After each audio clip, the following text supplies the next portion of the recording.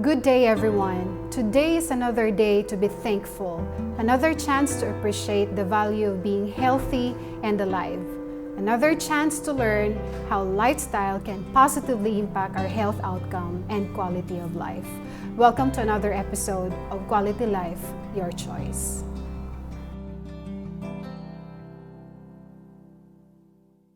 Today, we will be talking about one of the topics that is underemphasized in the campaign that is ongoing right now during pandemic.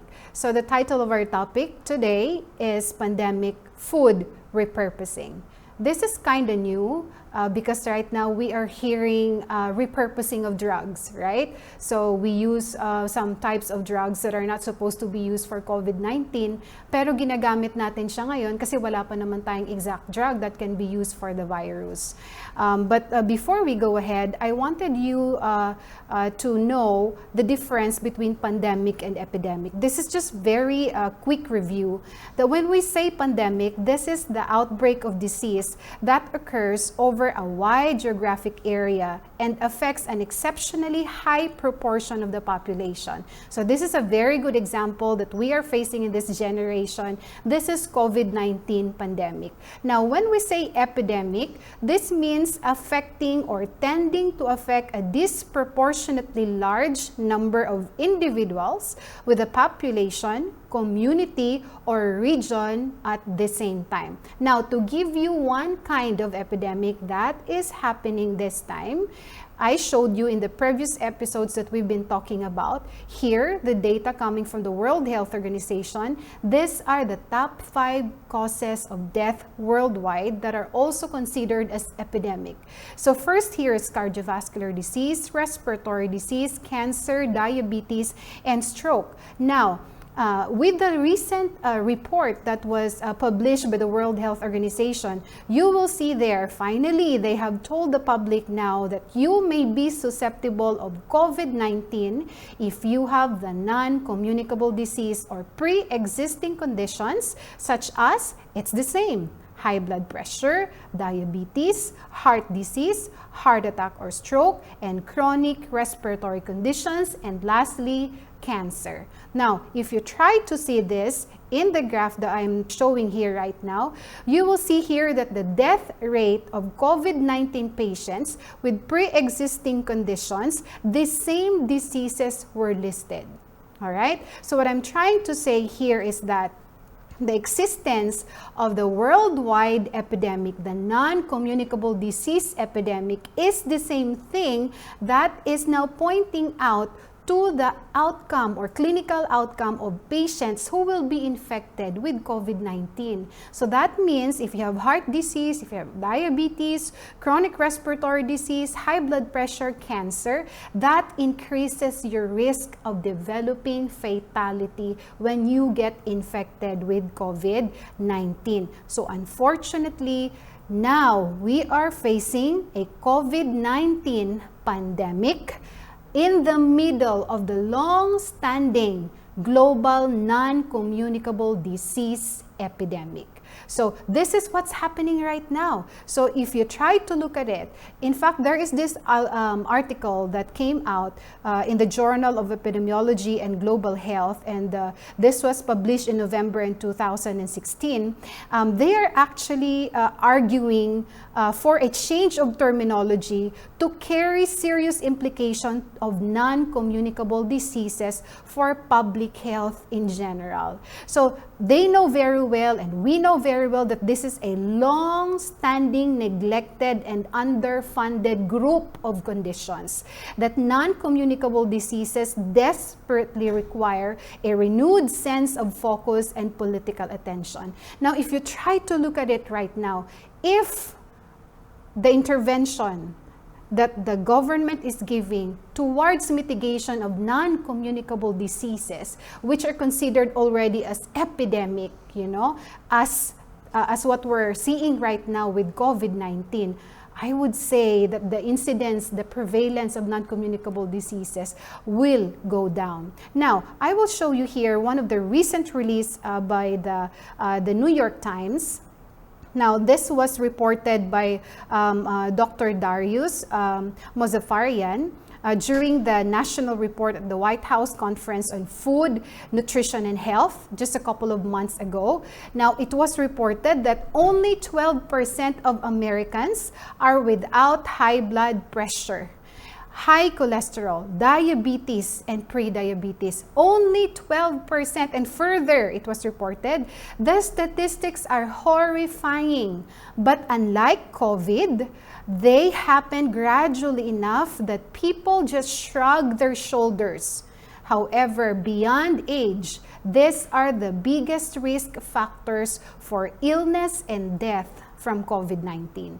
That was the recent report couple of months ago. Now let's go to the Philippines this time. Now, I believe I showed this in the previous episodes that we had. Now, in Manila Times, it was also published, this was in 2018, that 1 in every 4 Filipinos are already hypertensive, seeing that more than 12 million of Filipinos are already hypertensive. Remember, this is risk of fatality when you get infected with COVID-19. But unfortunately, more than half of this hypertensive patient doesn't really know that they have hypertension. And that is according to the survey. Now, another data here. 1 in every 5 Filipinos are already diabetic or pre-diabetic. Now, this is according to the study that was conducted during the 7th National Nutrition and Health Survey in 2008. That study was conducted in 2008, and that's why right now it is projected that from 6.3 million diabetics in the national population, it is projected to go up to about 7.8% in 2025. So that means 1 in every 5 Filipinos is diabetic, 1 in every 4 Filipinos is diabetic, 1 in every 13 Filipinas has the tendency to have breast cancer. All of this poses the risk of developing fatality whenever we get infected with the current COVID-19. Now, looking again at the top 10 causes of death, you will see in your screen right now. These are the top 10 causes of death in the Philippines basing on the data of the National Statistics Office. You can find there this same report published by the World Health Organization. These are the same pre-existing conditions that increases your risk of dying when you get infected with COVID-19. Just a review here. The same in our statistics, the top 5 killer diseases in the Philippines are the same top 5 pre-existing conditions that will determine your health outcome whenever you get infected with COVID-19. What am I trying to emphasize here is that in the presence of non-communicable disease, your risk of dying of COVID-19 is very high. Now, here, we are trying to emphasize one more thing here. Scientists, researchers are trying to find out this time that this virus can be here to stay.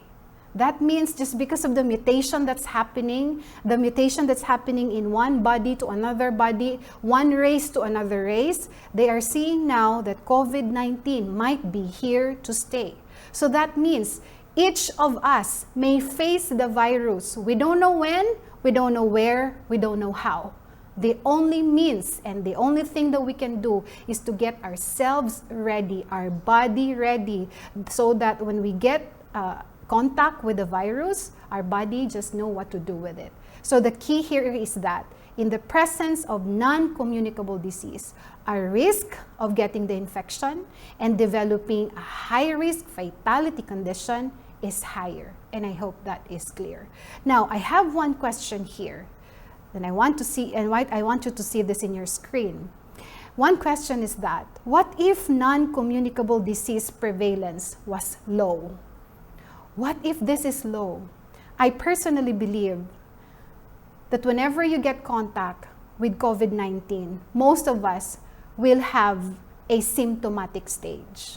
Or perhaps, even if you get infected, you may be developing symptomatic stage, which is flu-like symptom. And we would have prevented developing or progressing into critical stage. Now, you will see in your screen now that when you say stages of COVID-19, we have the yellow, the orange, and the red. When you say yellow, these are patients that are asymptomatic. They are infected with the virus, but they don't feel anything. Their immune system is good enough in giving the response of battling with COVID-19. Some patients may develop flu-like symptoms, right?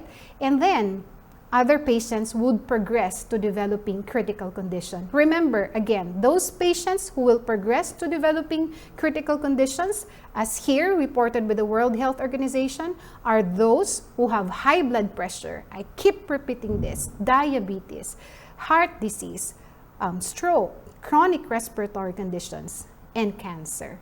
Okay? Now here, in the guidelines that was given by the World Health Organization as well, it says there, if you have pre-existing conditions, we have here, just continue taking your medications and follow medical advice. And then do not go out unless essential. Example, for medical care. Of course, we have to maintain distance from others. Of course, you have to wash your hands with soap and water and observe social distancing, and then avoid touching your eyes and nose. But we will be focusing in this last guideline that was given. It says here, maintain healthy lifestyle by eating healthy diet, staying active, quitting smoking, avoiding alcohol, getting enough sleep, and safeguarding your mental health. Now, here, this is another report from the World Health Organization. Clearly, it says there, non-communicable diseases has modifiable risk factors.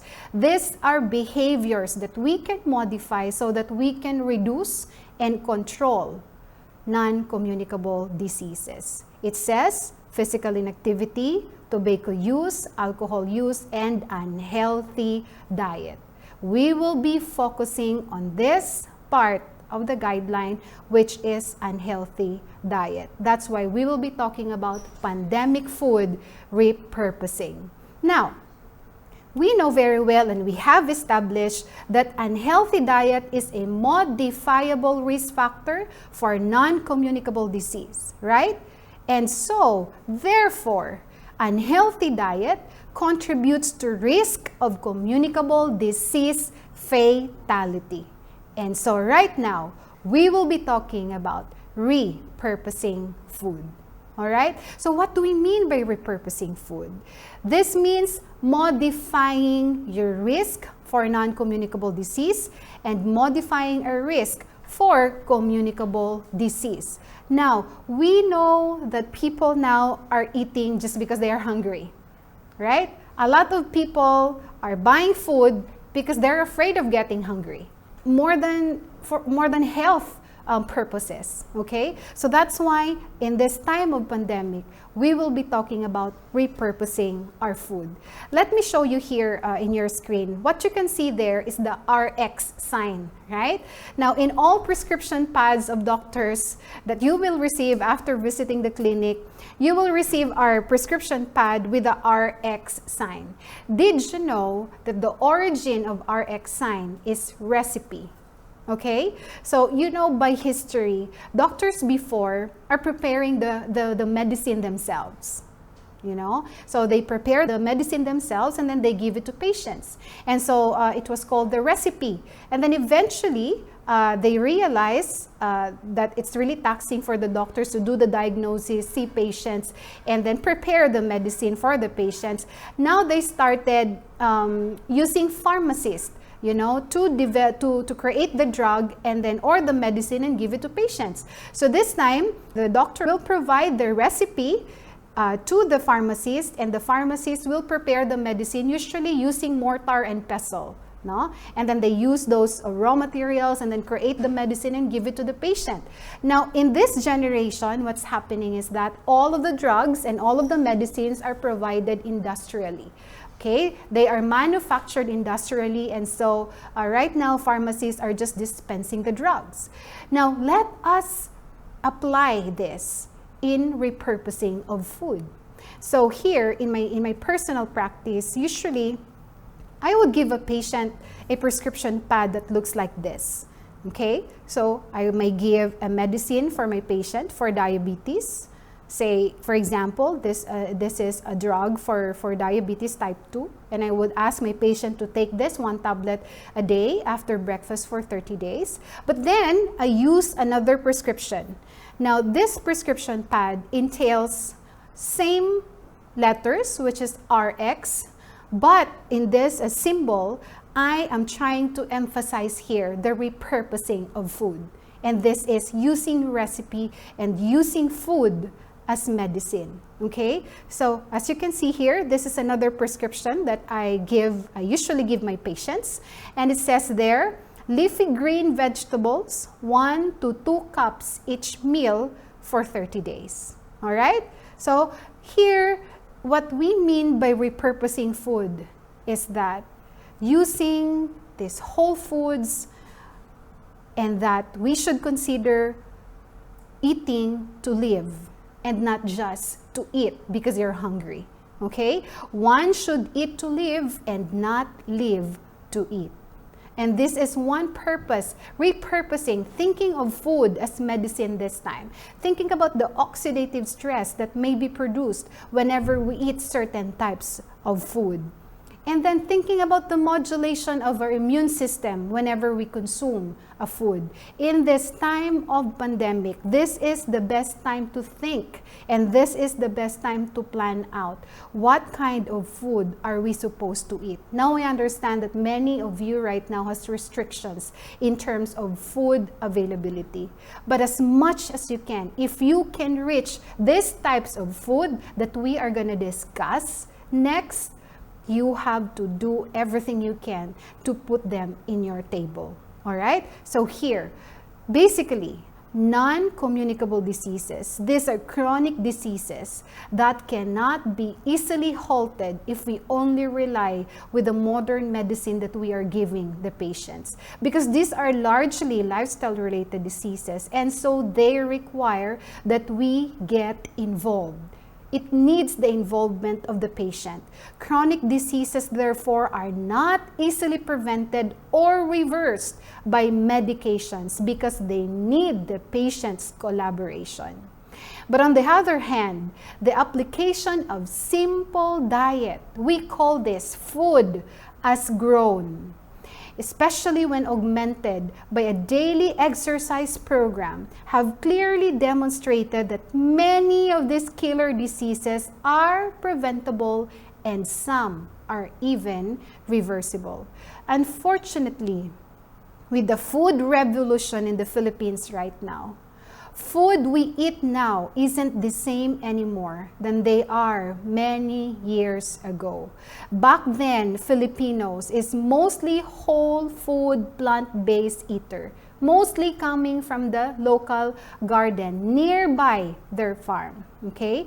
But times have changed.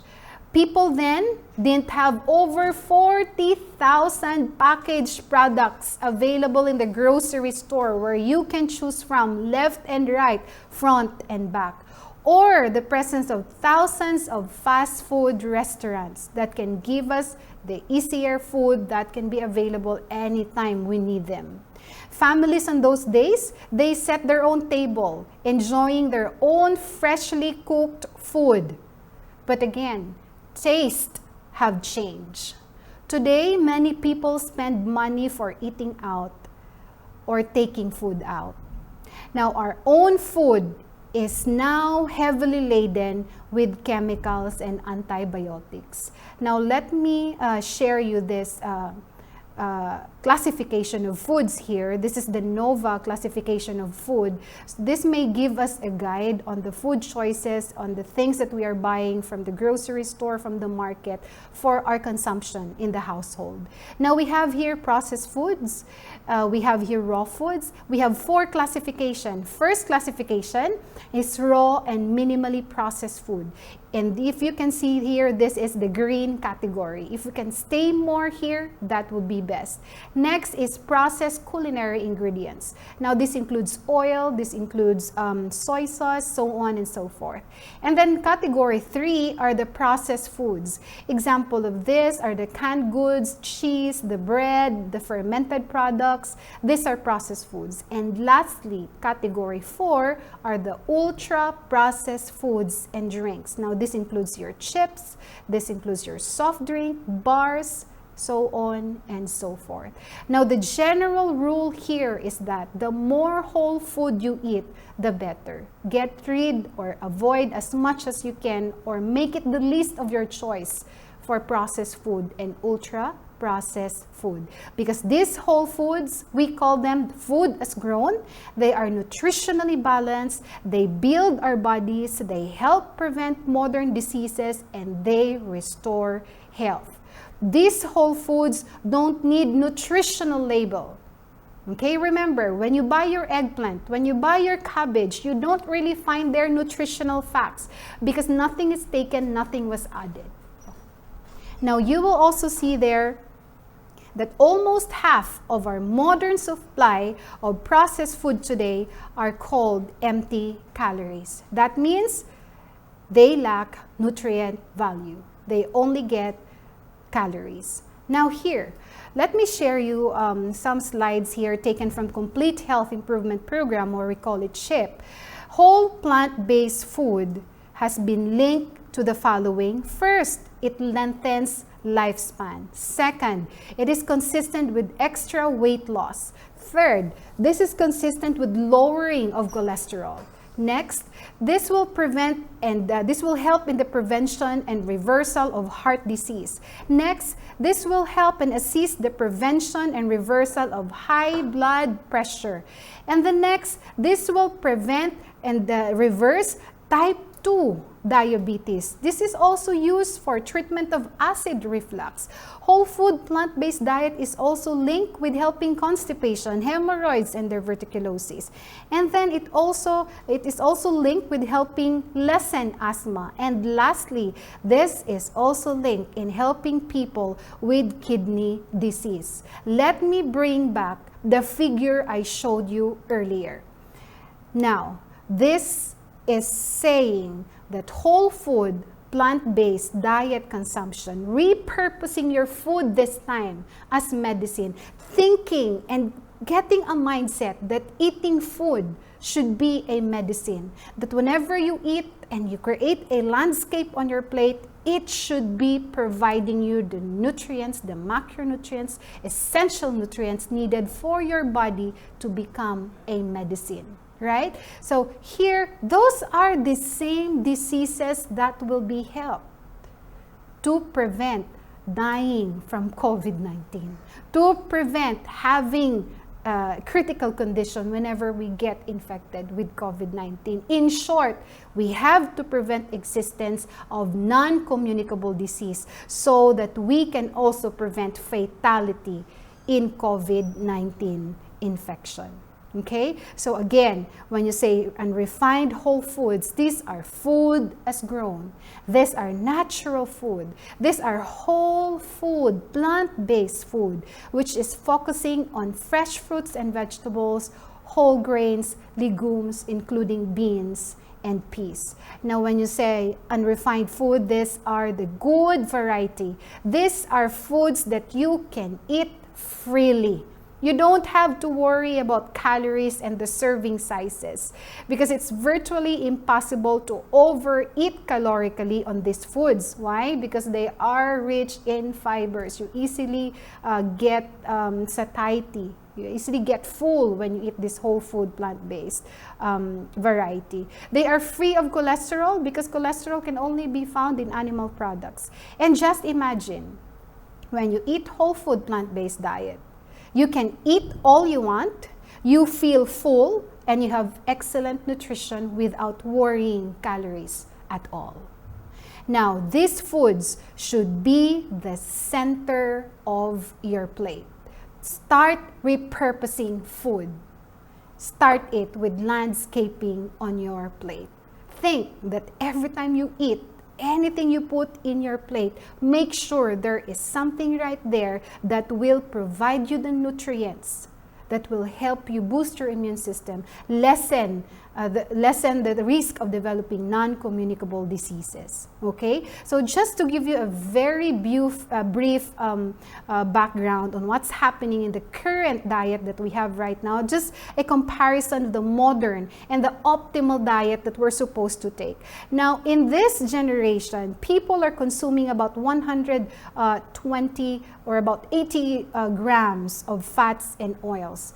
Ideally, we're only supposed to consume less than 40 grams. Now, in terms of sugar, people now are consuming about 30 to 40 teaspoons of sugar coming from beverages, coming from refined foods that we eat. In fact, optimally, we should only consume less than teaspoons of this coming from good sources, of course, of sugar. Now, what you can see here, people now are consuming more cholesterol, over 400 grams of cholesterol. In fact, what we need is about 50 milligrams. If we can lessen this, it's much better. How about sodium? It's the same thing. People are consuming too much sodium. However, people are consuming less of the fiber just because we're consuming much of refined carbohydrates. And of course, hydration right now, taking plain water is really lessening just because people are used to drinking fruit juices, drinking formulated beverages, sugary-laden beverages.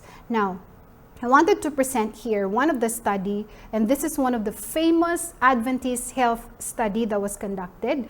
Now, you will find there, this are a group of people from Northern America and Canada, and then these people are actually placed into study, and this study found out that 48% of Seventh-day Adventists in this particular place, 48% of them are non-vegetarian, and then 6% of them are semi-vegetarian, 10% of them are pesco-vegetarian. When you say pesco-vegetarian, they eat fish, they eat egg, and then they have the dairy products. And then 28% of them are lacto-ovo-vegetarian. That means they eat only vegetables, but they also add dairy products and then egg. And then unfortunately, only 8% of them are total vegetarian. So, and then, sadly, this 8% who are total vegetarian, some of them are junk vegans. You know, they eat processed food most of the time instead of the whole food, plant-based diet. That's why you will see here, then according to this research, those Adventist women who are non-vegetarian are carrying an extra 39 pounds of weight. And then for male, they are carrying extra 31 pounds of weight compared to those who are total vegetarian. Now, I want to emphasize here that excess weight, in fact, we know that this will promote chronic low-grade inflammation. And chronic low-grade inflammation will in turn promote development of type 2 diabetes, hypertension, and cancer. Remember, these are the same risk factors that increases your risk of developing fatality whenever you get infected with the current COVID-19. Now, going back in the study, you will see here that those who are non-vegetarians has the highest rate and risk of developing type 2 diabetes compared to total vegetarian. Same with hypertension. Those who are non-vegetarian has about 19% risk of developing hypertension compared to 5% to those who are total vegetarian. You might ask me, why these total vegetarian are still having 5% risk of dying of having hypertension? Like I said earlier, those total vegans, some of them are actually junk vegans. They still eat saturated foods coming from processed vegan substitutes, vegan meat substitutes, okay? And then it's the same thing with cholesterol. Those who are non-vegetarian also has the highest risk of having high cholesterol, and same is true with heart disease. Now, here, basically, we are telling you that the repurposing diet is important.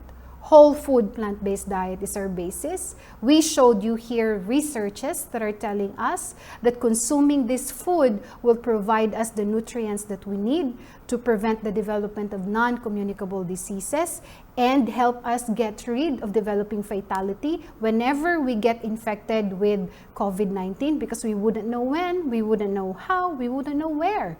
It could be there anytime, okay? And so, I'd like to share you here one of the passage, and this is found in Counsels on Diet and Foods.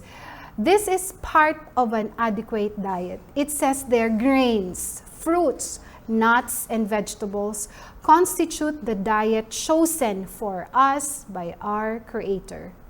These foods, prepared in as simple and natural manner as possible, are the most healthful and nourishing. They impart a strength, a power on endurance, and a vigor of intellect that are not afforded by a more complex and stimulating diet. My question here is that, what do you usually have for breakfast? How does your plate looks like during your breakfast? And then lastly, what is your staple food in the house? What is your preferred food preparation in the house? Is it food that will provide you medicine, or is it food that will somehow require you a medicine? In the next episode that we will be talking further and in detail about food preparation. How do you repurpose food as medicine? How can you enhance food to provide you antioxidant components? How do you prepare your food to preserve antioxidants? And what type of cooking methods are best to preserve plant food active constituents that will benefit each cell in our body? Always remember that living a healthy lifestyle is the cheapest way to provide yourself the best medical health care. Consider taking your baby steps towards a healthy behavior change, because having a disease can lead to a crisis and a possible disaster. I am Dr. Mechelle Acero-Palma, and see you in our next episode, Quality Life, Your Choice.